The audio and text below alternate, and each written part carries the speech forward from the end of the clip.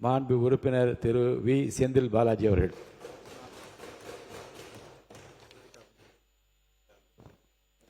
மாண்புமிகு பேரவைத் தலைவர் அவர்களே, தந்தை பெரியார், பேரறிஞர் பெருந்தகை அண்ணா, நவீன தமிழ்நாட்டின் சிற்பி முத்தமிழறிஞர் கலைஞர் ஆகிய முப்பெரும் தலைவர்களை வணங்குகின்றேன்.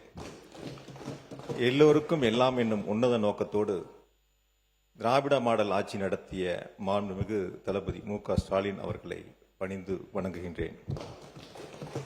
இளைஞர்களுடைய நம்பிக்கை நாளைய தமிழகம், எங்களின் எதிர்காலம் மாண்புமிகு எதிர்க்கட்சி தலைவர் உதயநிதி ஸ்டாலின் அவர்களை வணங்குகின்றேன். கோவை தெற்கு தொகுதியில் சட்டமன்ற உறுப்பினராக வெற்றி பெறச் செய்து மக்கள் பணியாற்றக்கூடிய வாய்ப்பை தந்த வாக்காளர் பெருமக்களுக்கும் கூட்டணி கட்சியினுடைய நிர்வாகிகளுக்கும் என் உயிரோடு கலந்திருக்கும் கரூர் கோவை மாவட்ட மக்களுக்கும் என் கோடான கோடி நன்றியினை இந்த பேரவையின் வாயிலாக தெரிவித்துக் கொள்கின்றேன்.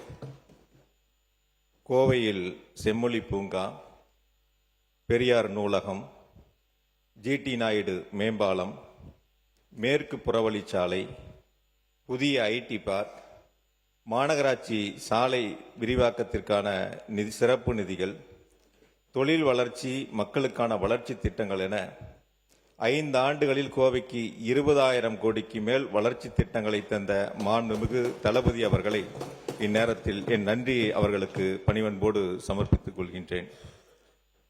கரூரில் ஒரு அரசு வேளாண்மை கல்லூரி, மினி ஐடி பார்க், புதிய பேருந்து நிலையம், புதிய சிப்காட், முருங்கை பார்க், புதிய குடிநீர் திட்டம், குளித்தலை அரசு மருத்துவமனைக்கு கட்டிடம், கிருஷ்ணாபுரம் அரசு கலைக்கல்லூரிக்கு கட்டிடம் என 5 ஆண்டுகளில் கரூர் மாவட்டத்திற்கு 5,000 கோடிக்கான வளர்ச்சி திட்டங்களை தந்த கரூர் மாவட்ட மக்களுக்கு தந்த திராவிட மாடல் ஆட்சியினுடைய நாயகர் மாண்புமிகு தளபதி மு.க. ஸ்டாலின் அவர்களுக்கு இந்த நேரத்தில் மாவட்ட மக்களின் சார்பாக என் நெஞ்சம் நிறைந்த நன்றியை பணிவன்போடு சமர்ப்பித்துக் கொள்கின்றேன்.